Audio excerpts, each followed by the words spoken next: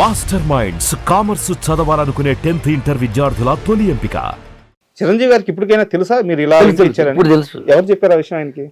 ఆయన పవన్ కళ్యాణ్ గారే మా నాన్నగారు పంపించాడు అని చెప్పాను. ఒక షూటింగ్కి కలిసాము, నాన్నగారు పంపించాడు. అప్పుడు నెల్లూరు అని అడిగాడు. ఓకే, నెల్లూరు ఒంగోలండి, ఒంగోలండి అని చెప్పాను. ఒక్కొక్క గట్టి చేయి ఫైట్ మంచి చేయి అన్నాడు. చాలా సినిమాలు చేశాను ఆయనతో. ఓకే, మొన్న అయితే అదే మంచిగా సంబోధిస్తాడు పాపం. అంత ఏడంత లోతుగా నాకు ఇది కాదు కానీ నాయనబాబుని అయితే బాగా ఫ్రీగా ఉంటాను నేను. అంటే స్టార్టింగ్ నుంచి మాట్లాడుకుంటా ప్లేస్లో వచ్చాను కదా, అది పవన్ కళ్యాణ్ గారితో కూడా చాలా ఇది ఉంటాను.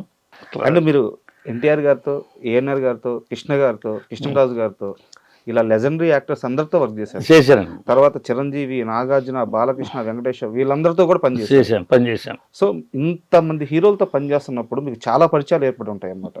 సో ఇన్ని పరిచయాలు మీకు కెరీర్లో ఎలా ఉపయోగపడ్డాయి? కెరీర్ అంటే నేను వాళ్ళ దగ్గరికి నేను ఉపయోగపడడానికని నేను పోలేదు దేనికేని. నాకు రన్నింగ్ బాగుంది కదా, ఎక్కడన్నా కొంచెం కట్ అయితే మనం ఏదన్నా కొంచెం ఇది చేసేదానికి ఇదే మనకి రన్నింగ్ బాగుంది కదా. రన్నింగ్ బాగున్నప్పుడు ఇంక వాళ్ళ దగ్గరికి వెళ్ళలేదు. అంటే వెళ్ళాల్సిన అంత ఇది ఇంకా నాకు దేవుడు నాకు రన్నింగ్ అంత బాగానే ఉంది. ఏదైనా కొంచెం రేపు 2 రోజులు షూటింగ్ లేదు అనుకుంటే మూడోసారి మళ్ళీ 3వ రోజు ఇంకో మాస్టర్ లైన్లోనే ఉంటాను. నాకు ఎవడో ఒకళ్ళు ఈయన మాత్రం బాగా ఆదుకున్నాడు. ఎవరు మహేష్ బాబు శ్రీమంతుడి దగ్గర నుంచి బాగా ఆదుకున్నాడు. అదే కదా మీకు షూటింగ్ లేదు, ఆయన పిఏ అసిస్టెంట్ ఉన్నాడు కాస్ట్యూమ్ రాజు అని. కర్రోడు ఏం చేస్తున్నాడు చూడరా, ఇంటికాడ ఉన్నాడు బాబు అని.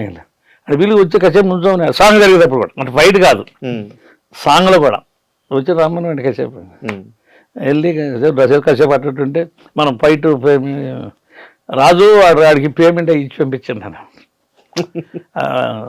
కొంచెం ఆయన బాగానే అలా అంటే జేబుల నుంచి తీసి ఇది కాకుండా ఈ రూట్లో నన్ను పని కల్పించి గౌరవప్రదంగా ఒక వేతనం ఇవ్వడం నాకు అది ఆయన చేశాడు. బట్ ఇప్పటికి కూడా నాకు ఆ మర్యాద ఆయన దగ్గర ఉంది. మొన్న రాజమౌళి గారు షూటింగ్ జరుగుతున్నాడు, అదేం చేస్తున్నారు కర్రీడు అని. అక్కడ మాస్టర్ గారు ఆ రాజుని అడిగాడు, కర్రీడు ఏం చేస్తున్నాడు, షూటింగ్లో ఉన్నాడు, ఉంటే పర్లేదు రోజు అలా ఒక గంట కనిపెడుతూనే ఉంటారు. అంటే నేను కూడా ఆయనగా మంచి మరి ఇస్తాను. అయితే నన్ను గుర్తుపెట్టుకున్నందుకు ఆయనకి చాలా థ్యాంక్స్. అండ్ మీరు అంటే ఎలాగో మహేష్ బాబు గారి ప్రస్తావన వచ్చింది కాబట్టి గతంలో మీరు ఇచ్చిన ఒక ఇంటర్వ్యూలో చూసాను, కృష్ణ గారి గురించి చాలా గొప్పగా చెప్పారు. అయ్యో వాళ్ళ నాన్నగారు కృష్ణ గారితో అభిలాష్ మాస్టర్ ఒక ఆయన ఉన్నాడు. ఓకే, చాలా చిన్న మాస్టర్ ఆయన. ఆయన కృష్ణ గారితో లాస్ట్లో 5-6 సినిమాలు చేసి పెడుతున్నాం లాస్ట్ ఫైనల్లో. ఓకే, కృష్ణ గారు ఏంటంటే ఒక 100 మందిని ఉంచబెట్టినా కూడా 100 మందిని కూడా కొట్టుకుంటూ వెళ్తాడు, ఎక్కడ మిస్ చేయరు, ఎక్కడ మిస్ చేయడు టైమింగ్. నేను ఆయనతో 4-5 సినిమాలు చేశాను. ఓకే, బాగా ఫైట్ 4-5 సినిమాలు గట్టి ఫైట్లో చేశాను.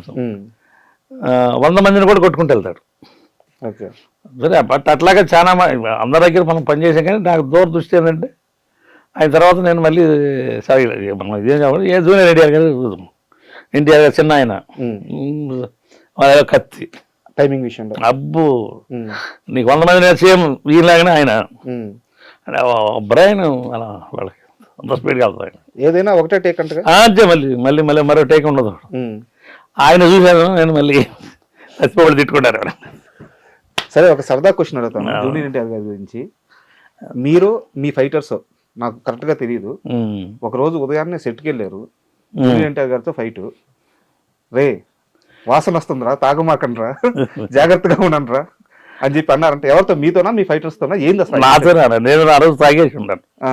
3 గంటల షూటింగ్ చేశాను. ఓకే, నైట్ మళ్ళీ మార్నింగ్ 6ంటికి అక్కడికి వెళ్ళాలి నేను. అదే 3 షూటింగ్ చేసాను నైట్, మళ్ళీ మార్నింగ్ 6ంటికి వెళ్ళాను. 6ంటికి మళ్ళీ వెళ్ళాలిగా. అవును, అదో స్మెల్ గప్పున ఉడకలా జాగ్రత్త పడంటారు ఇంకా ఏం దీన్ని పోతూనే ఉండాలి మీరు అని చెప్పుకొచ్చాడు. అది అక్కడ కూడా ఫ్యామిలీ జాగ్రత్త అని చెప్పారట.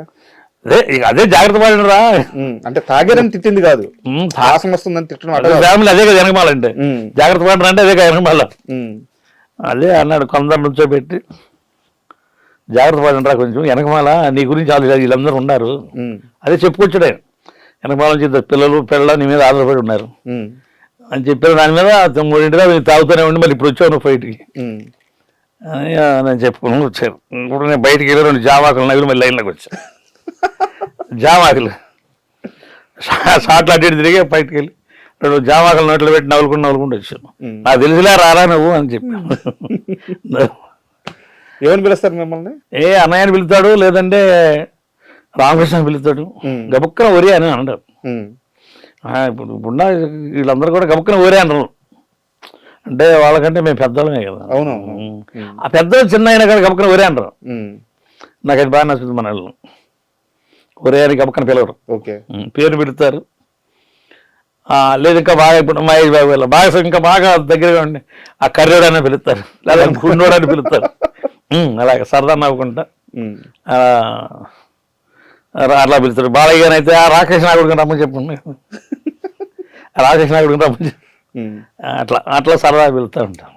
కృష్ణరాజు గారితో మీరు యాక్ట్ చేస్తున్నప్పుడు ఒక సెట్లో వర్క్ చేస్తున్నారు, ఒక మూవీకి ఒక కాల్ వచ్చింది. కృష్ణరాజు గారి భార్య యాక్సిడెంట్లో చనిపోయారు అని చెప్పేసి. మీరు అక్కడ కృష్ణరాజు గారి పక్కనే ఉన్నారు. అవును, అక్కడ రౌండ్ 10 మంది ఉన్నాం. ఆ కాల్ వచ్చినప్పుడు ఆయన ఎలా స్పందించారు అది మీరు కళ్ళతో చూశారు కాబట్టి ఒకసారి. ఆయన సడన్ షాక్ అంటే అది టోటల్గా చనిపోయిందని చెప్పలేదు తనకు కూడా. ఓకే, ఏదో చిన్న యాక్సిడెంట్ అంటే హాస్పిటల్లో తీసుకెళ్ళారంట అని చెప్పాను అన్నారు. హాస్పిటల్లో తీసుకెళ్ళారు ఆయన అన్న కూడా సడన్ గా స్టాప్ షూటింగ్ బ్యాకప్ ఇమ్మీడియట్గా ఎక్కిపోయాడు. ఎక్కిపోయి మళ్ళీ ఎందుకో కిందకి వెళ్ళాడు. కిందకి నుంచి మళ్ళీ వచ్చేసి మళ్ళీ 1 గంట చేసి వెళ్తానులే అని అన్నాడు. అంటే కింద హాస్పిటల్కి వెళ్ళారంట, ఏసి వెళ్ళిందంట. అంటే వాళ్ళ మేనేజర్లు ఎవరో చెప్పారు. ఆయనకి తెలియదు చనిపోయారు, తెలీదు. మళ్ళీ వచ్చి 1 గంట 2 గంటలు షూటింగ్ చేశాడు. షూటింగ్ చేసి అంటే ప్రొడ్యూసర్ లాస్ అవుతాడో ఏమని అనుకుంటారేమో అని ఏమనుకున్నారు మరి. మళ్ళీ వచ్చాడు, మళ్ళీ పైకి వచ్చి మళ్ళీ 1 గంట 2 గంటలు దాకా చేసి సరికి నేను వెళ్తున్నాను, ఇంకా రేపు పెట్టుకోబాకండి, నేను అక్కడ రేపు అక్కడే ఉంటాను అని చెప్పని సాయంత్రం నైట్ ఫ్లైట్కి వెళ్ళిపోయాడు.